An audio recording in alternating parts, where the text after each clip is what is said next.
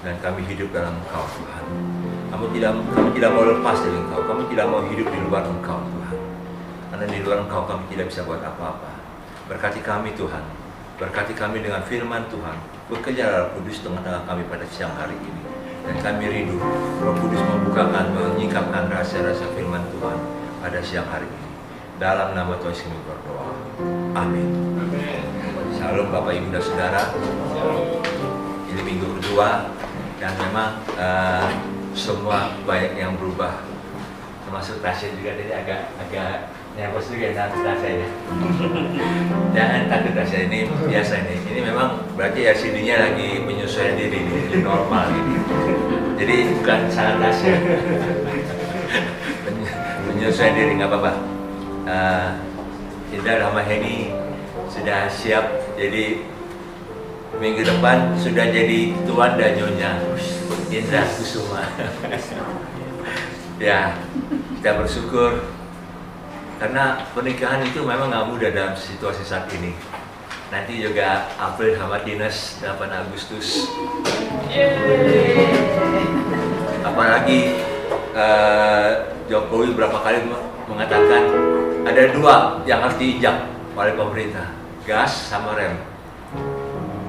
Ya kita nggak tahu apa yang terjadi, tapi yang jelas kita terus doakan. Memang sebenarnya dalam situasi seperti ini nggak mudah sih Bapak Ibu dan Saudara. Apalagi beberapa hari lalu Indonesia 2.600 yang positif, makin tinggi. Saya sampai bertanya-tanya, Tuhan, apakah kita ibadah ini kita harus rem lagi? Ya itu tentu ini, apalagi WHO sudah katakan sekarang penyebarannya bukan lagi droplet tapi aerosol. Waduh, ini apalagi nih Tuhan, apalagi ini tentu jadi pertanyaan kita semua. Dan Tuhan bilang jangan takut, jangan khawatir, karena Tuhan bilang demikian. Jadi ya kami jadi yakin dan sudah kita buat aja terus. Ya karena bagaimanapun juga kita harus punya perhitungan yang matang gitulah dalam segala sesuatu. Tapi saya yakin sih Tuhan pasti akan tolong kita. Amin. Ya, minggu lalu kita bahas firman Tuhan tentang hari Tuhan, supaya kita semua bertobat. Karena bertobat itu jalan keluar dari setiap masalah yang ada. Setiap kita itu mengalami masa-masa yang tidak mudah. Tidak ada sesuatu yang dikatakan bisa kuat dalam masa kini. Kalau saudara lihat itu pesawat penerbang perusahaan Emirates itu yang paling top. Sebenarnya Emirates itu paling top. Itu kalau ada acara-acara olahraga pasti ada sponsor Emirates. Tapi berita berapa hari lalu berapa ribu yang di PHK, pilot, pramugarinya, pegawai-pegawainya di PHK. Kalau dari segi manusia, itu nggak mungkin bangkrut, tapi di PHK. Apa itu tandanya? Tidak ada sesuatu yang merasa diri sudah hebat, yang booming, terus tiba-tiba dalam situasi kayak gini langsung. Itu sebabnya kita harus belajar bahwa kita harus menyadari bahwa saat-saat ini Tuhan sedang meruntuhkan atau menghancurkan kesombongan manusia. Kesombongan yang luar biasa dalam diri manusia. Manusia pikir dia sudah kuat, manusia pikir dia sudah hebat. Semua sudah dikendalikan, keuangan sudah dikendalikan. Tapi hanya gara-gara makhluk kecil itu yang namanya COVID, habis. Berapa hari lalu di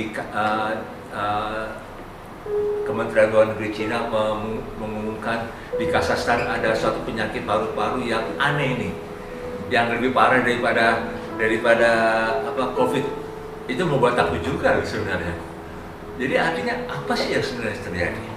Nah, Bapak Ibu, bagi kita firman Tuhan dalam kitab Yoel yang kita renungkan minggu lalu dan hari ini juga kita akan renungkan kitab Yoel, itu pertobatan, itu hidup dalam pertobatan itu penting.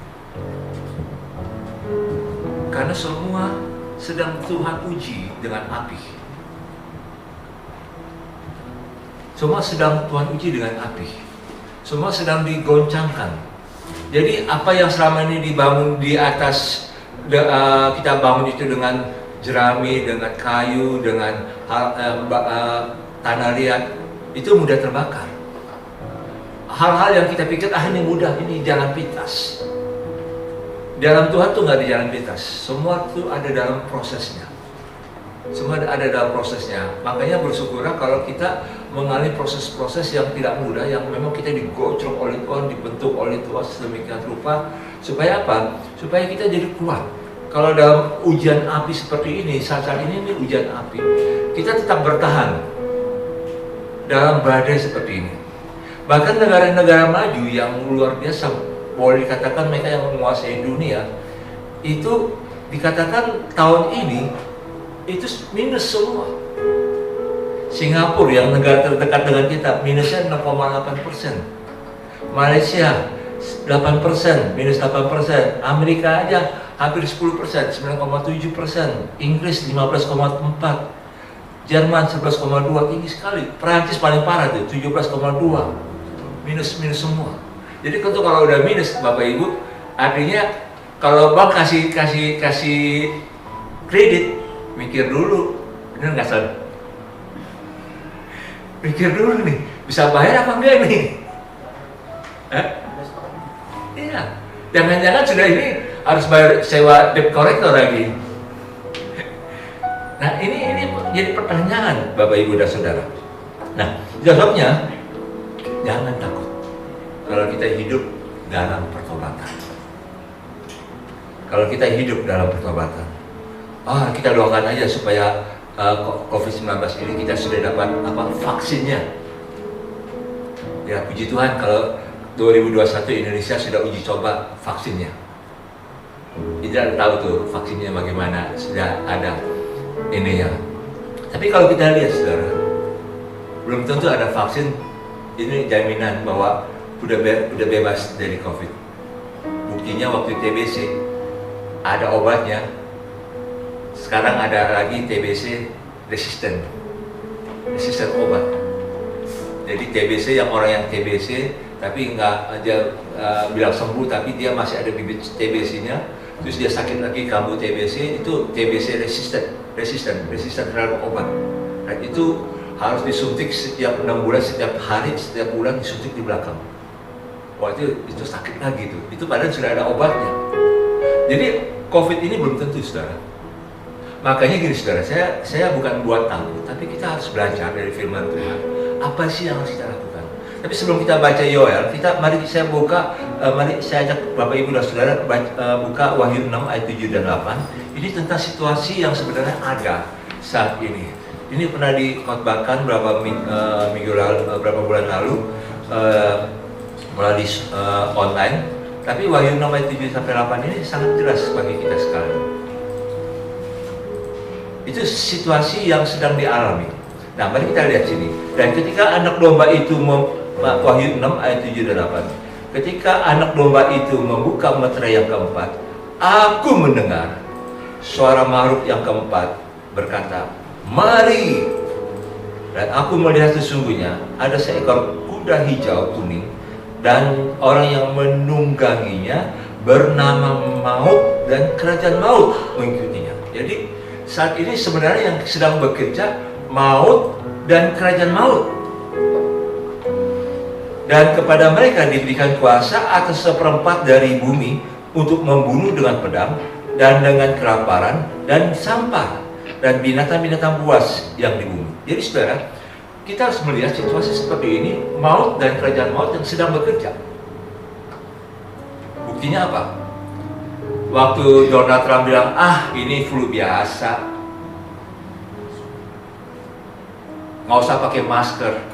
Berapa hari lalu Donald Trump pakai masker akhirnya.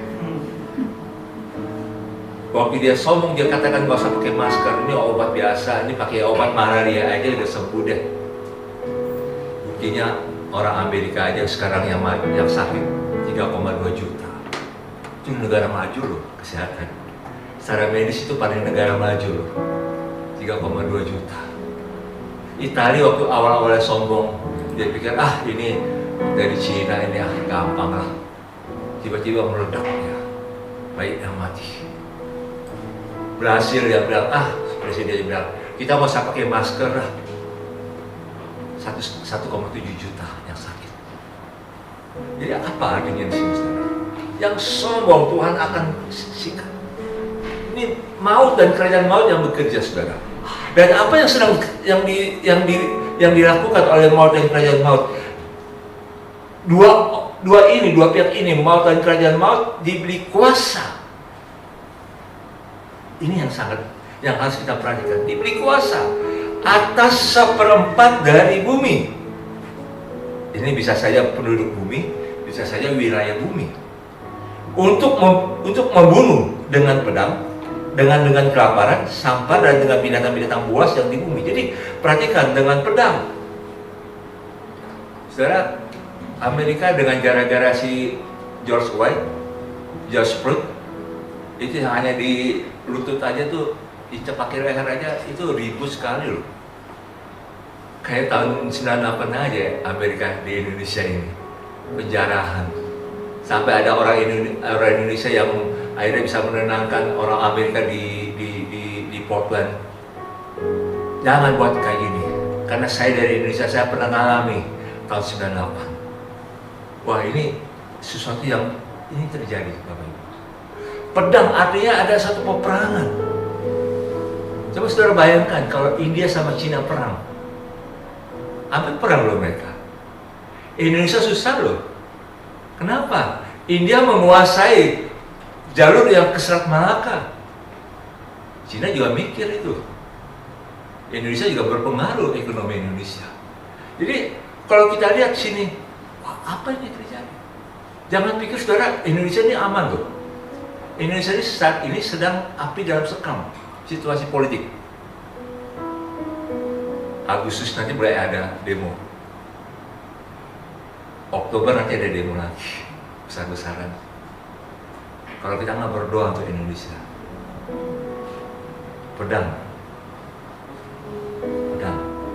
Jadi ada rasa tidak aman, terjadi pergesekan, terjadi hal-hal yang tidak aman.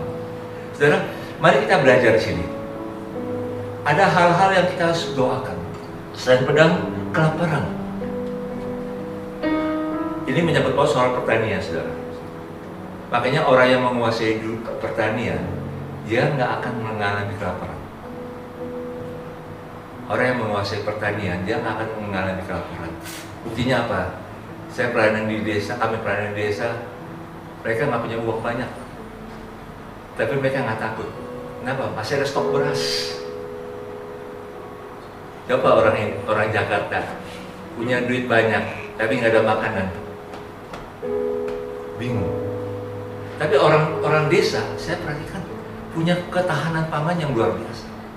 Mereka nggak takut dengan kelaparan. Orang Jakarta baru diumumkan COVID, pasien yang pertama dan pasien kedua, langsung beli beras 1 kontainer. Borong beras, takut lapar. Nah, apa ini artinya? Ini situasi yang memang kita sedang alami, saudara. Makanya kita nggak main-main di sini. Kita butuh punya hidup dalam pertobatan di hadapan Tuhan. Ini yang membuat kita rasa aman, saudara. Saya ingin mengajak kita semua hidup dalam pertobatan setiap hari. Apa sih maknanya pertobatan di sini? Saudara, pertobatan di sini bukan berarti kita pura-pura ya minta ampun Tuhan tiap hari kita minta ampun, bukan itu aja, bukan. Tapi hidup pertobatan itu hidup yang dimana kita membutuhkan Tuhan setiap hari. Kita merasa miskin di hadapan Allah. Kata miskin ini bukan miskin yang biasa. Miskin ini dalam pengertian miskin yang melarat. Ada orang yang miskin, ya pura-pura miskin. Tapi ini betul-betul miskin yang melarat, karena dia nggak lagi punya andalan dirinya sendiri. Dia nggak punya lagi kekuatan dari dirinya sendiri. Makanya setiap hari dia selalu berseru kepada Tuhan. Kalau dia miskin di hadapan Tuhan, dia selalu berseru kepada Tuhan, ya Tuhan kasihanilah kami, ya Tuhan kasihanilah saya. Perlu kita tiap hari berdoa seperti itu, Bapak Ibu dan Saudara. Ya Tuhan kasihanilah saya, ya Tuhan kasihanilah perusahaan saya, ya Tuhan kasihanilah bangsa saya. Apalagi kalau kita misalnya ada berita-berita tentang COVID yang memang membuat kita khawatir, kita juga berdoa, ya Tuhan kasihanilah kami supaya tidak sakit COVID. Itu hidup pertobatan, saudara. Jadi betul-betul minta belas kasihan Tuhan setiap hari. Bukan karena kekuatan kita, karena dalam situasi seperti ini tidak ada yang merasa aman. Tidak ada yang merasa aman. Semua bisa dalam keadaan yang bahaya. Tentunya kita tiap hari berdoa, minta belas kasihan. Tiap hari, Tuhan kasihanilah saya, kasihanilah keluarga saya, kasihanilah perusahaan di mana saya bekerja, kasihanilah orang itu Tuhan. Itu hidup dalam pertobatan, saudara. Jadi tiap hari kita minta belas kasihan Tuhan terus. Karena kita nggak ada lagi sesuatu yang kita andalkan dalam hidup kita. Andalan kita hanya pada Tuhan. Sandaran kita hanya pada Tuhan. Dan orang-orang seperti ini, Tuhan penuh belas kasihan. Tuhan akan tolong. Pada saat saudara lagi mengalami masa-masa kesulitan keuangan, Tuhan kasihanilah saya. Kita perlu berdoa seperti itu, saudara. Kenapa? Karena tiap hari kita minta belas kasihan Tuhan di sini. Ini sama Indra, Gina sama April berdoa terus, Tuhan kasihlah kami supaya acara pernikahan nanti bisa berlangsung. Ya, karena kita nggak ada yang tahu loh. Bukan saya nakut-nakuti, hanya minta belas kasihan Tuhan saja. Jadi kalau mau juga jadi, itu hanya anugerah Tuhan. Apapun juga rencana kita saat ini, kalau kita punya rencana-rencana yang besar, rencana-rencana mau buat ini, tetap kita harus berdoa juga, Tuhan kasihanilah saya supaya rencana saya ini boleh dalam perkenanan Tuhan, boleh terjadi. Kenapa? Karena kita nggak tahu hari esok apa yang terjadi. Sebetulnya kita perlu tiap hari saudara minta belas kasihan Tuhan. Dan kita juga harus tahu bahwa hari besok pun juga kita nggak tahu apa yang terjadi dengan diri kita. Minggu lalu saya sudah ingatkan lagi, tidak ada seorang pun yang bisa pastikan bisa nggak kita sampai 31 Desember 2020. Bukan saya takut-takuti loh. Bukan saya takut-takuti. Nggak ada yang tahu, saudara. Nggak ada yang tahu. Tapi kalau kita sadar ini, saudara, kita hidup dalam pertobatan, itu yang membuat kita akhirnya minta belas kasihan Tuhan tiap-tiap hari. Dan kita sadar bahwa besok bisa jadi Tuhan Yesus datang kedua. Bisa jadi kita waktu kita tidur malam nanti Tuhan panggil. Kita nggak tahu, saudara. Kita nggak tahu. Tapi yang jelas bagi kita, tiap hari kita sadari bahwa hari ini berharga. Orang yang hidup dalam pertobatan selalu menghargai tiap hari. Apa yang kita lakukan hari ini, kita anggap bahwa hari ini hari yang penting bagi kita. Karena belum tentu besok kita bisa lakukan yang sama. Belum tentu kita ada. Belum tentu kita ada. Tentunya kita harus bisa memperhatikan, kalau kita ada kesempatan hari ini, dikasih tugas apapun, ada pekerjaan apapun yang kita harus tanggung jawab kita, mari kita lakukan yang terbaik. Lakukan yang terbaik. Jangan berpikir, biasa-biasa saja. Jangan, saudara. Belum tentu besok kita bisa lakukan lagi. Sebenarnya mari kita lakukan. Kalau kita izin, kalau kita lakukan itu dengan baik dan Tuhan percayakan lagi kita besok pasti hidup. Dan ada tugas yang sama lagi, kita lakukan yang lebih baik lagi. Seolah-olah Tuhan Yesus mau datang besok. Seolah-olah besok kita nggak ada lagi. Itu orang yang hidup dalam pertobatan. Jadi setiap hari dia menghargai waktu-waktunya. Waktu-waktu yang berharga. Makanya dalam Mazmur 90 itu Musa itu satu contoh yang luar biasa. Sampai dia bilang, ajar kami menghitung hari-hari kami. Karena tiap hari dia lihat orang Israel mati, saudara.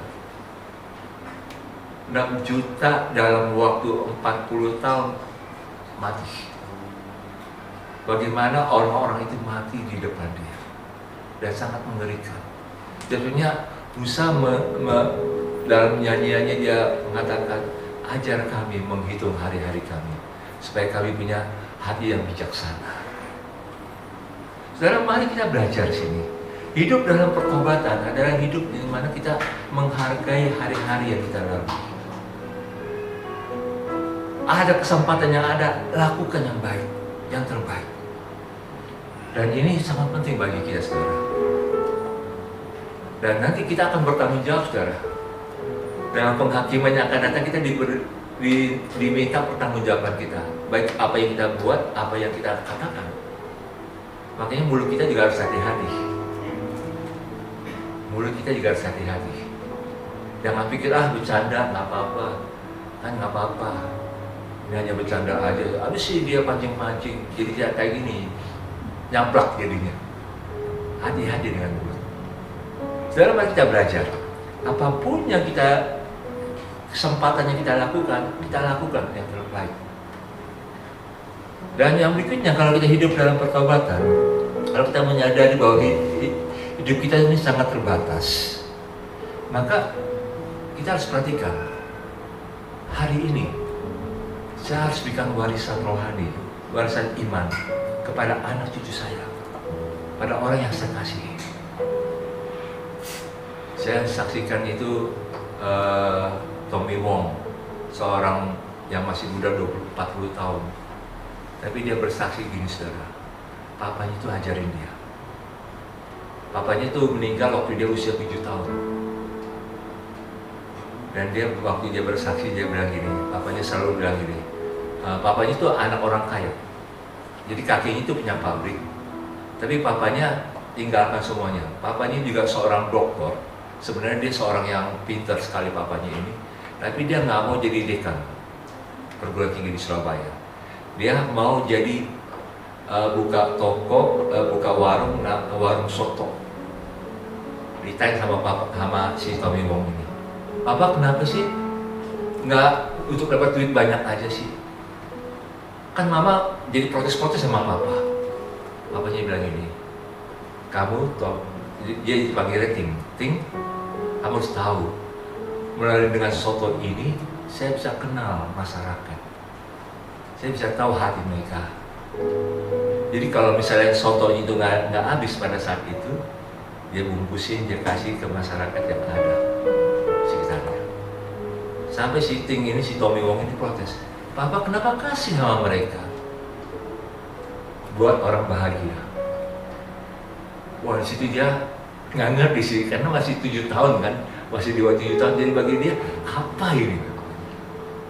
Nah, waktu papanya mau siaran, terus dia jemput sama omnya mabuk jam 2 pagi. Terus papanya dijemput sama omnya lagi pas subuh itu, sebenarnya mamanya nggak setuju, tapi ya karena papanya sudah jadi, ya sudahlah pergi. Tapi sebelum pergi si Tommy Wong ini minta ikut. Papa, saya harus ikut. Saya ikut Papa.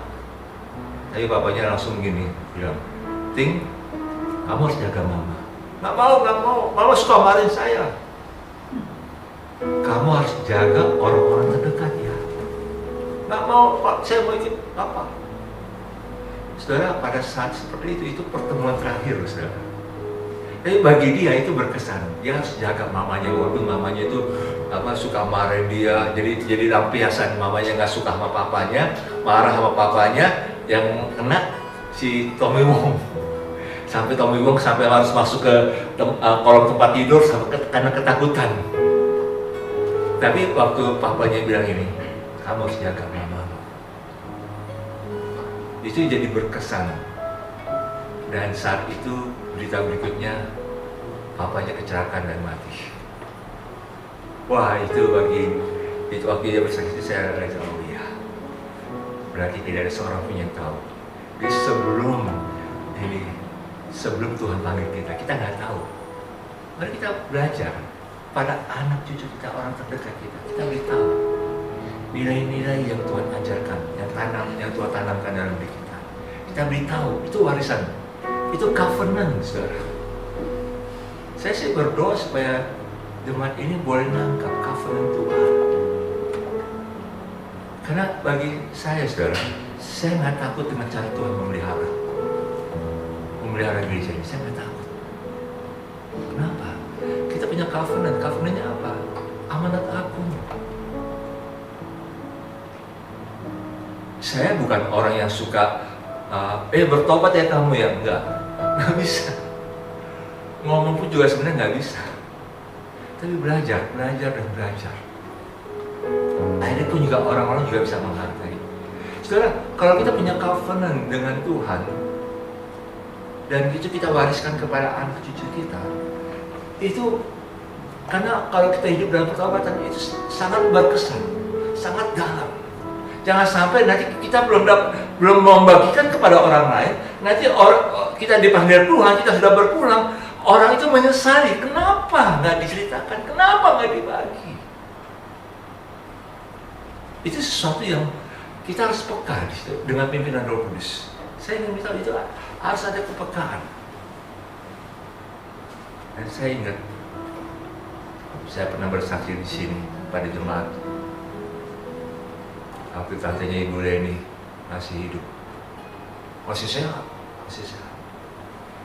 Tuhan tiba-tiba bicara sama saya, tanya tante, dia anak sulung atau bukan? Saya nggak ngerti apa itu artinya, tapi saya tanya aja. Saya tanya sederhana, apakah Oma anak sulung? Ya. Saya langsung bilang, ini dia covenant yang Tuhan berikan pada kami. Sehingga saya sama Ibu Reni minta didoakan beliau masih hidup. Tapi waktu maminya Ibu Reni dan Kak Ika meninggal, kami ada di sana. Adik-adik ada kumpul juga bersama. Akhirnya saya bilang, sekarang tante tolong doakan mereka juga. Tolong doakan mereka. Itu berkesan, saudara. Tolong doakan. 56 hari kemudian tante meninggal. Saudara, warisan sudah didapat. Sesuatu yang berharga, saudara. Jangan saudara pikir, ini apa sih? Enggak, saudara. Itu berharga sekali. Sesuatu yang sangat penting. Kalau kita pikir, saya dapat apa ya? Covenant saya apa ya? Kalau Tuhan suruh kita untuk belajar pada seseorang, belajar. Itu covenant, itu ada sesuatu yang sekalipun mungkin saudara nggak setuju dengan cara-cara orang itu, mungkin nggak setuju. Jadi belajar. Karena apa? Karena itu yang Tuhan dorong loh. Nanti Indra sama Heni, April sama Ines, coba belajar. Nanti dalam menikah itu ada covenant Tuhan dalam pernikahan. Apa sih? Setiap rumah tangga pasti ada perbedaan. Tapi ciri khasnya itu ada. Dan itu tangkap. Karena kalau kita bisa berhasil tangkap, Tuhan akan buat kita berhasil. Perjanjian itu sangat penting, saudara. Makanya hidup dalam pertobatan itu kita harus sadari bahwa sebelum kita berpulang kita sudah bagikan warisan itu kepada orang lain. Jangan kita pikir kita masih muda, terus kita masih gagah perkasa, nggak ada sakit penyakit, masih sehat, masih bisa lari, masih bisa main sepeda ya, soalnya masih kuat. Ya puji Tuhan kalau masih kuat. Tapi tidak ada seorang pun yang tahu kapan bel berbunyi untuk memanggil kita. Juga semasa kita berhidup dan kita hidup dalam pertobatan, implikasinya yang berikutnya adalah gini, saudara. Selama kita masih hidup, sayangilah orang yang kita kasihi. Sayangilah orang yang kita kasihi. Suami istri, peluklah. Sayangilah, jangan bentak-bentak. Sayangilah. Karena apa? Karena itu istimewa loh, saudara. Beberapa orang yang saya dengar kesaksiannya, begitu pasangannya meninggal, ya sampai bilang ini, itu gak enak. Sampai bantalnya pun udah dicium-cium gitu. Itu apa ya? Ada satu penyesalan. Makanya selama masih hidup, sayangilah. Sayangilah Pak, orang-orang terdekat. Sayanglah mereka. Jangan sampai kita nggak sayang pada mereka, terus Tuhan panggil kita, nggak ada yang nangis, nggak ada yang sedih. Makanya selama masih hidup, sayang dengan mereka. Sayang. Itu hidup dalam pertobatan. Itu kita harus makin dekat dengan orang-orang terdekat dengan kita. Orang-orang yang dalam keluarga kita, makin dekat. Kenapa saudara seperti ini? Karena itu sesuatu yang sangat dalam. Sesuatu yang sangat dalam. Dan itu menolong kita, dan Tuhan akan memperhatikan orang-orang seperti itu. Jadi kita hidup dalam pertobatan. Makanya kita berbuat terus dengan orang-orang terdekat, kita berbuah. Jangan kayak orang di mana di Jawa Timur itu, anak menuntut ibunya sampai ke polisi hanya gara-gara sepeda motor aja. Aduh, itu memalukan sekali. Bukan Jawa Timur, di Mataram, Lombok, memalukan sekali. Nah saudara, ini apa yang terjadi kalau kita dengan orang terdekat kita bersisih paham? Mari kita belajar. Dengan orang terdekat kita sayangi. Kita sayangi. Memang sih sebenarnya kalau saya pikir kalau misalnya kayak gini saudara, kok saya berikan pesan-pesannya seperti kayak pesan memati aja sih. Jangan berpikir kasar ya saudara ya. Tapi kita harus siap. Kita harus siap. Kenapa? Dengan kita berorientasi seperti itu saudara, itu membuat kita jadi hidup bijaksana, hidup yang benar di hadapan Tuhan, hidup yang diberkati oleh Tuhan. Jadi kita membutuhkan Tuhan, kita miskin di hadapan Tuhan. Maka Tuhan katakan dalam Matius 5:3, berbahagialah orang yang miskin di hadapan Allah, karena mereka lah yang mempunyai kerajaan surga. Artinya kalau kita punya hidup dalam pertobatan tiap-tiap hari seperti itu saudara, kita memiliki kerajaan surga, ada kuasa, ada otoritas. Dan itu membuat kita mengalami terobosan-terobosan baru saudara. Kalaupun juga ada hambatan, Tuhan akan berikan terobosan baru. Kenapa? Karena kita hidup dalam pertobatan. Setiap hari kita lakukan seperti itu. Nah, caranya ada 3 akibat Tuhan memulihkan dari Yoel 2 ayat 18 sampai dengan 27. Mari kita buka Yoel 2 ayat 18 sampai 27. Ada 3 akibat yang dialami untuk orang-orang yang hidup dalam pertobatan. Untuk orang-orang yang hidup dalam pertobatan. Yoel 2 ayat 18 sampai dengan 27. Yang pertama, Tuhan sangat mengasihi umatnya. Jadi orang-orang yang hidup dalam pertobatan tiap-tiap hari, yang tadi sudah dijelaskan saudara, Tuhan sangat mengasihi. Ayat 18 dikatakan, Tuhan menjadi cemburu karena tanahnya, dan ia berbelas kasihan kepada umatnya. Jadi Tuhan menjadi cemburu. Cemburu ini dalam arti kata ada tender love. Jadi ada kasih yang betul peduli, yang sangat memperhatikan karena tanahnya. Kalau boleh katakan karena gerejanya, karena kita sebagai umatnya yang ditebus oleh Yesus. Dan ia penuh dengan belas kasihan kepada umatnya. Makanya tadi dikatakan tiap-tiap hari kita katakan, kasihanilah saya Tuhan, kasihanilah kami Tuhan, kasihanilah orang yang saya kasih ini Tuhan. Kenapa? Karena tiap-tiap hari kita minta belas kasihan Tuhan. Tiap-tiap hari kita minta belas kasihan Tuhan. Maksudnya orang-orang yang mempraktikkan hidup dalam pertobatan setiap hari, pasti Tuhan akan tolong. Nggak usah takut. Nggak usah takut. Jangan pernah takut. Kalau kita tiap-tiap hari, kasihanilah saya. Memang seolah-olah kita lemah. Iya, kita lemah. Betul kita lemah. Tapi kita lemah kan di dalam Tuhan. Tapi waktu kita berhadapan dengan dunia, kita jadi kuat. Orang yang berlutut terus di hadapan Tuhan, waktu dia menghadapi dunia, waktu dia menghadapi musuh-musuhnya, dia akan kuat lututnya. yang akan goyah lututnya. Kenapa? Karena dia suka berlutut di hadapan Tuhan. Saudara, mari kita belajar sini. Makanya dalam ayat 19 Tuhan menjawab katanya kepada umatnya, sesungguhnya aku akan mengirim kepadamu gandum, anggur, dan minyak, dan kamu akan kenyang memakannya. Aku tidak akan menyerahkan kamu lagi menjadi celah di antara bangsa-bangsa. Jadi artinya Tuhan siapkan berkatnya. Tuhan siapkan berkat-berkatnya. Ayat 20, yang datang dari utara, itu makanya hama belalang itu akan kujauhkan daripadamu, dan akan kuusir ke suatu negeri kering dan tandus. Barisan mukanya akan ke laut timur. Itu laut timur itu daerah Persia. Ke laut timur, dan barisan belakangnya akan ke laut barat, itu daerah Mediterania. Dan bau busuknya dan bau anyirnya akan naik, sebab ia telah melakukan perkara yang besar. Jadi Tuhan akan hindari kita dari wabah penyakit atau krisis-krisis keuangan yang sangat mengerikan, saudara.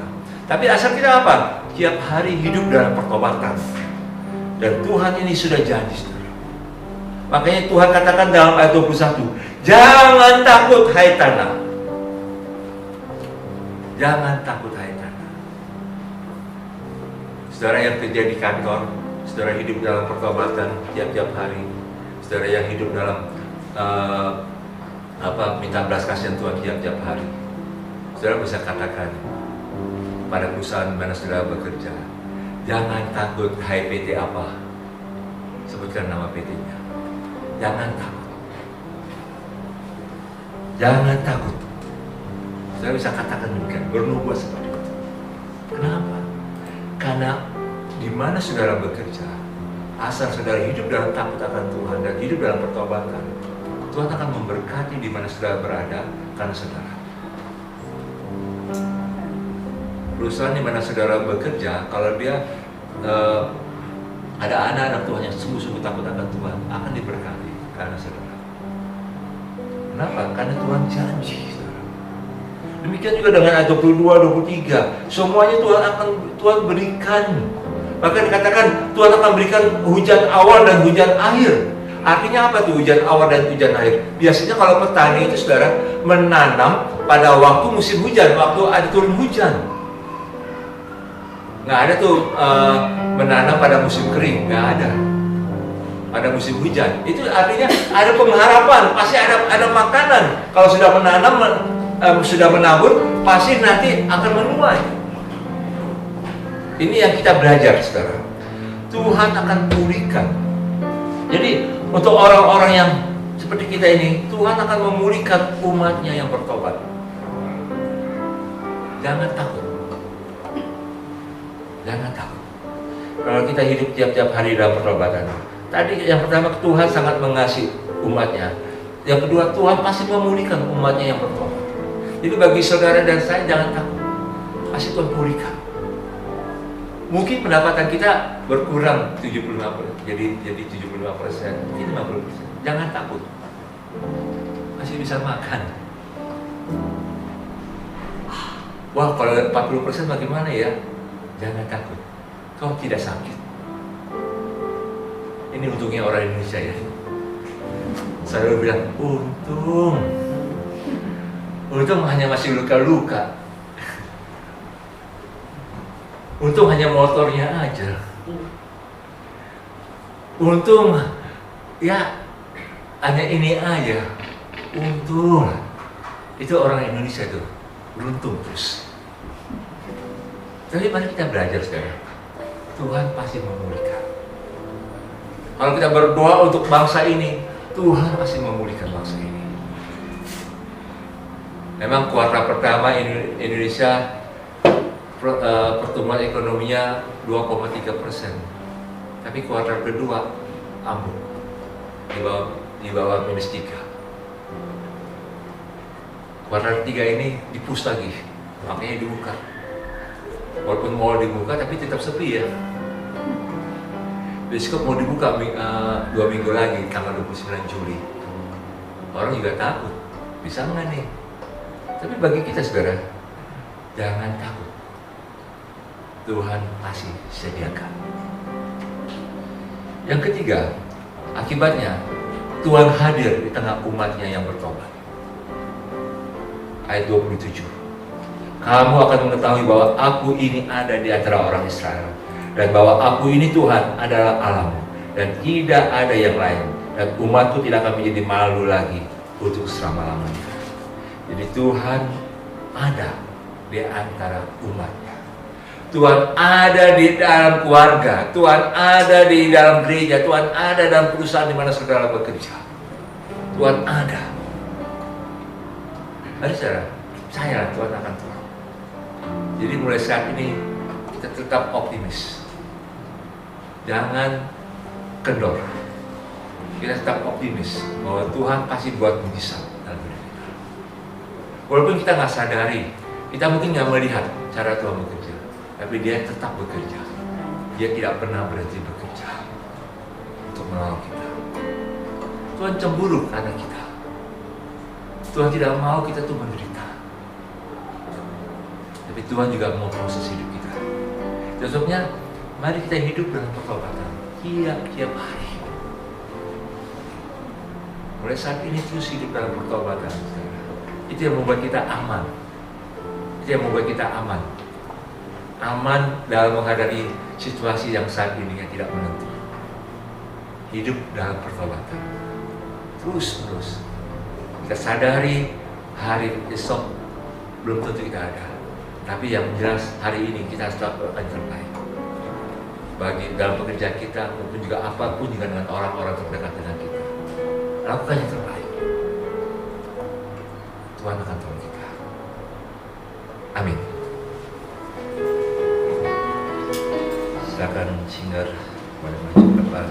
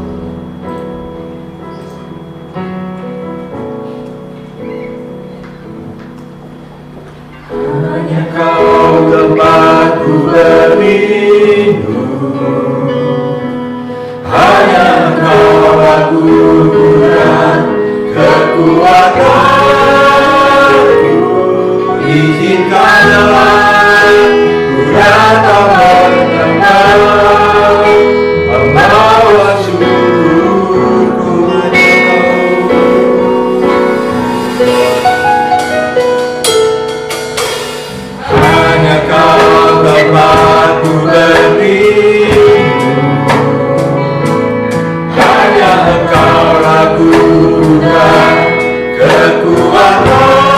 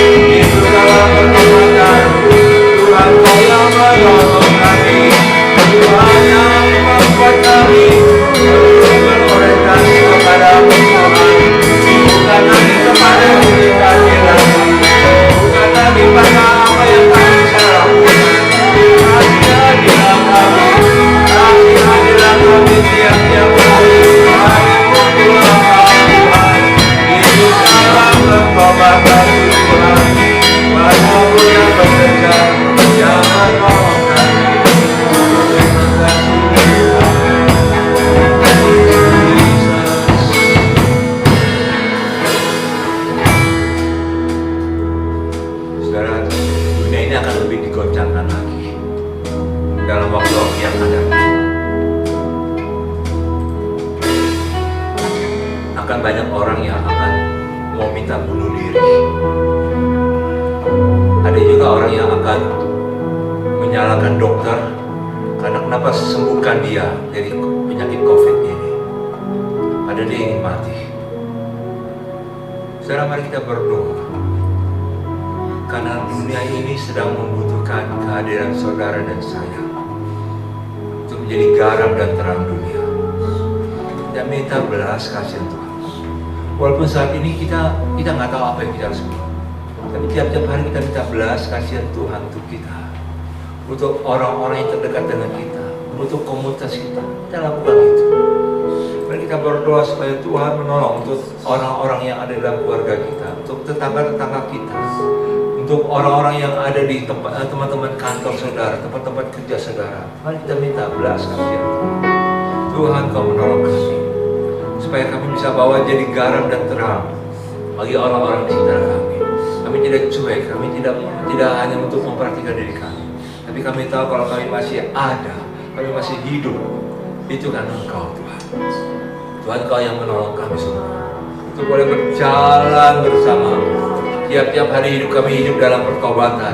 Biarlah Tuhan, kalau kesempatan yang Kau berikan bagi kami bisa melakukan sesuatu, melayani Engkau Tuhan, ataupun juga dalam pekerjaan kami ingin lakukan yang baik, yang terbaik pada saat itu, supaya kami tahu Tuhan, nanti kami akan diminta pertanggungjawaban juga oleh Engkau. Tuhan, Kau menolong kami Tuhan.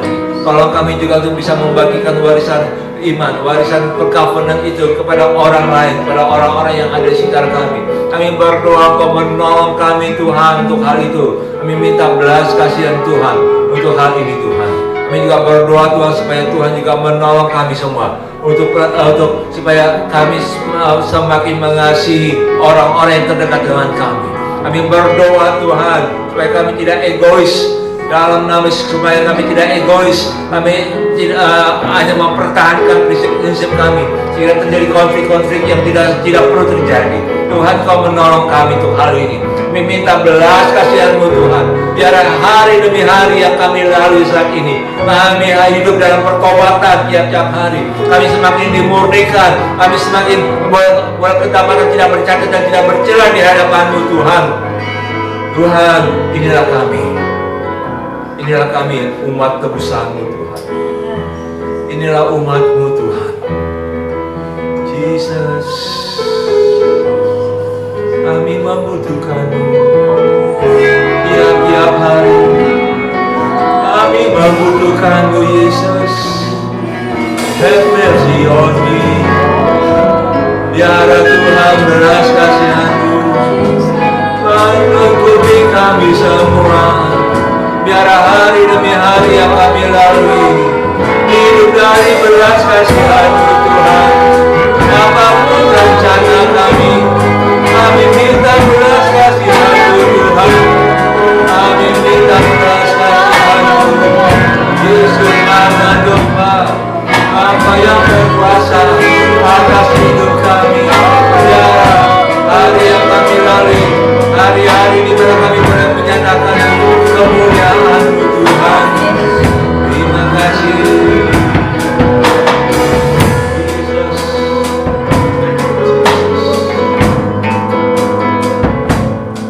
Biarlah Tuhan Kau menolong kami semua. Keluarga kami pun juga ada dalam perlindungan-Mu Tuhan.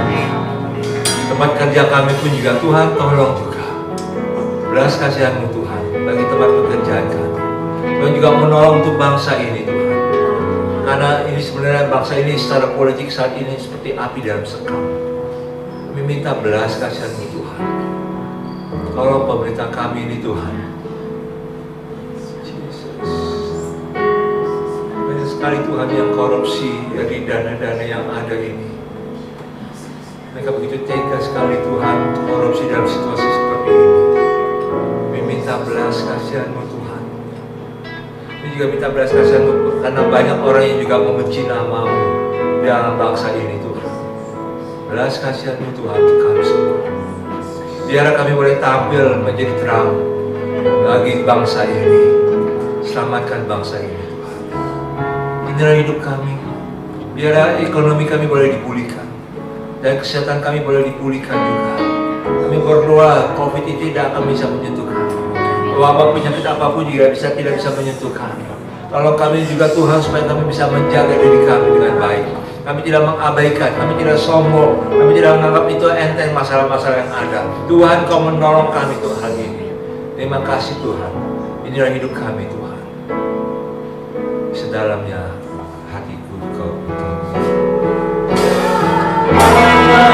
hatiku Kau tahu.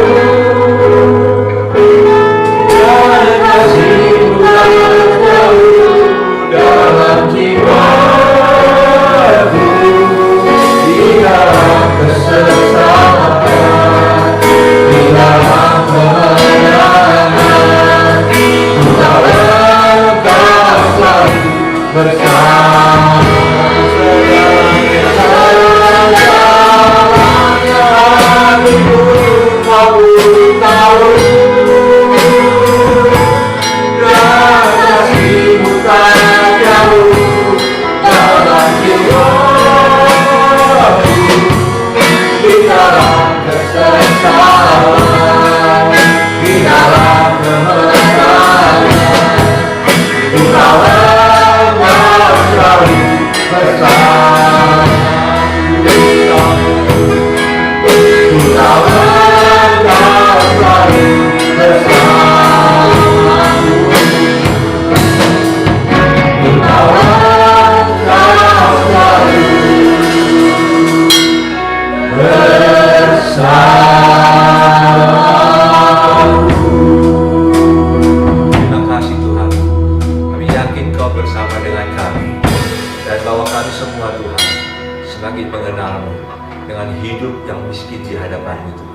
Biarlah hidup kami dari hari ke hari kami miskin di hadapan-Mu, supaya kami mempunyai kuasa atas kerajaan surga. Tuhan, pakai kami semua Tuhan. Dalam nama Yesus, kita yang percaya Tuhan sudah pulihkan kita. Mari kita katakan amin. Saudara, kita nggak ada perjamuan kudus hari ini karena kita mungkin buatnya 11 kali dulu aja. Karena itu harus hostingnya juga mesti pakai yang tutup ya, jadi ada plastiknya. Kita belum siapkan yang hostingnya pakai plastik di dalam, jadi supaya nggak banyak tangan yang pegang-pegang.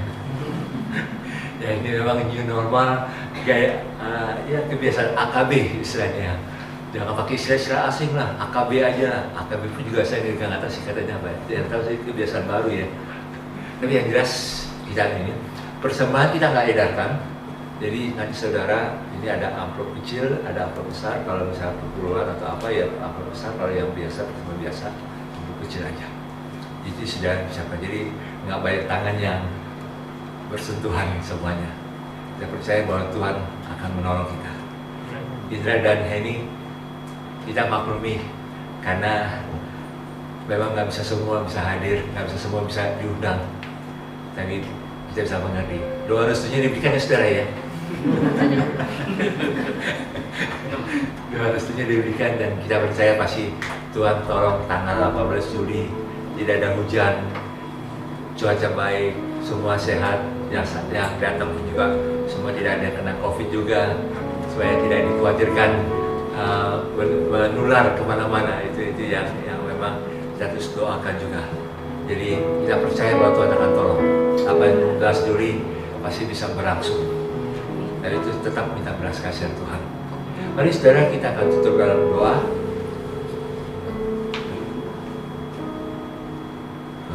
Saya ingin undang Bapak Ibu dan saudara kita bangkit berdiri. Kita mau siapkan hati kita dan saudara angkat hatimu dan terimalah berkat Tuhan. Tuhan sangat mengasihimu. Tuhan tidak pernah meninggalkanmu dan tidak pernah membiarkan kau seorang diri. Tuhan memberkati engkau dan melindungi engkau. Tuhan menyinari wajahmu dengan wajahnya, menyinari wajahmu dengan wajahnya dan memberikan engkau kasih karunia yang berlimpah-limpah. Tuhan menghadapkan wajahnya kepadamu dan memberikan engkau damai sejahtera. Engkau bukan anak yatim piatu. Engkau adalah anak Allah yang hidup. Engkau anak yang memang dikasih oleh Tuhan. Hari demi hari yang kau lalui, hari-hari yang penuh dengan kemenangan. Ada tangan Tuhan yang memegang engkau sekalian. Mulai dari sekarang sampai selama-lamanya. Yang diberkati dan percaya katakan. Amin.